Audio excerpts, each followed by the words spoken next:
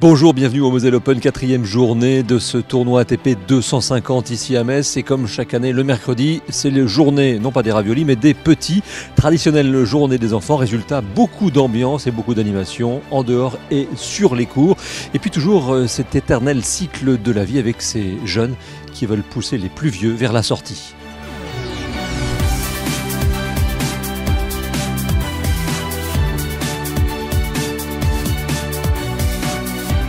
Et ça ne loupe pas sur le court central avec l'élimination dès le premier tour du vétéran Tommy Robredo face à l'Allemand Jan-Lennart Struff en 2 manches serrées. Sur le court numéro 1, Andreas Seppi prend la porte lui aussi face à Ilya Marchenko avant que les trentenaires ne reprennent le dessus dans l'après-midi. Victoire par exemple de Nicolas Mahut sur le jeune invité de la Fédération française de tennis, Quentin Lys. Nicolas Mahut. Et victoire de Julien Benneteau sur l'Allemand Dustin Braun. Décidément, l'invité de dernière minute est très en forme depuis son entrée dans le tournoi.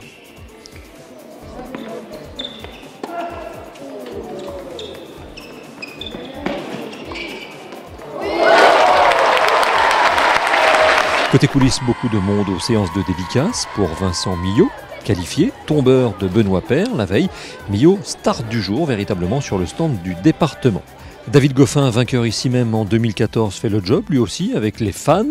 On retrouve la tête de série numéro 2 un peu plus tard dans l'après-midi en conférence de presse, tout comme Lucas Pouille, tête de série numéro 3. Les 2 joueurs ont de l'ambition pour aller jusqu'au bout. Ils pourraient se rencontrer en quart de finale. Donc j'arrive ici avec un bon match en Coupe Davis, une bonne semaine là-bas. Puis j'arrive ici, je retrouve j'ai de bonnes sensations. Et puis c'est sûr quand on arrive sur un endroit où on sait que la dernière fois on avait gagné.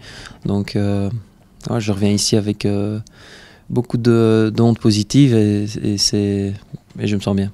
Je joue Pierre-Hugues, on se connaît très bien. On était la semaine dernière, on était ensemble. Là on va être adversaires. Moi, mon envie, j'adorerais gagner le tournoi et essayer de remporter mon premier titre, même si d'abord je sais que le premier tour va être très difficile et qui va être très compliqué à gagner.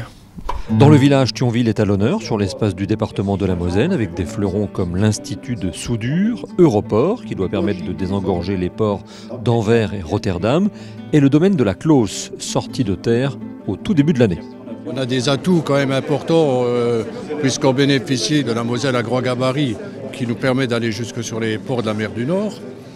Les axes routiers avec l'axe nord-sud par la 31, l'axe est-ouest par la 4 et la 30.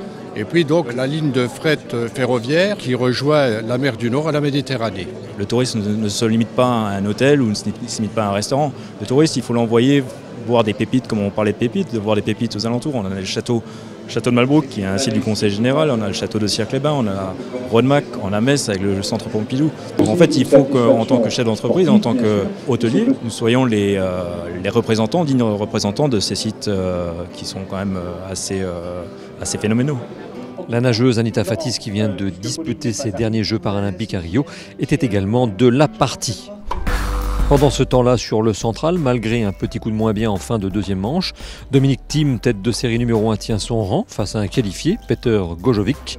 Dans le dernier match de la soirée, Gilles Muller fait respecter la hiérarchie face à un autre qualifié, Nicolas Basilashvili.